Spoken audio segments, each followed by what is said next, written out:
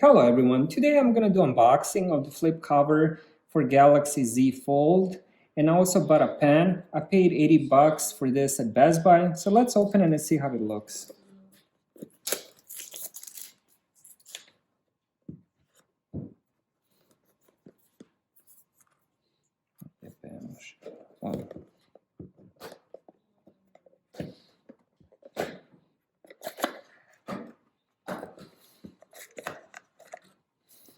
And let's take out the case. Let me check out the case first. So we got a little bit of paperwork, how to, and I'm not sure what this is for, but we'll figure it out later. Now we got the case and it looks beautiful. Now let's take our Galaxy Z Fold and place it inside. And it just clicks in, and there we go. Now it also has a sleep on and sleep off function, which is really nice. And let's see how it looks when we actually open the fold.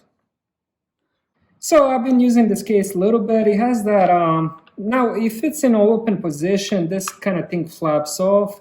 And I'm not sure if we can use it. I try using it, but it just doesn't want to do anything if we use it that way. If we turn it around and we put the case this way, it still has no grip, so that's a bit bad. So you can use it only in this position.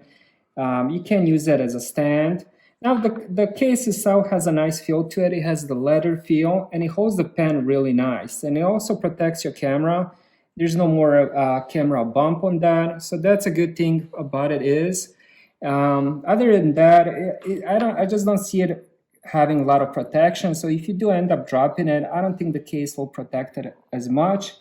Other than that, it does look like a nice case, but overall, I'm sure there's better cases. Now let's talk about the pen. This is the S Pen, and it works really good if you ever used one. And it has that one button right here, turn it on.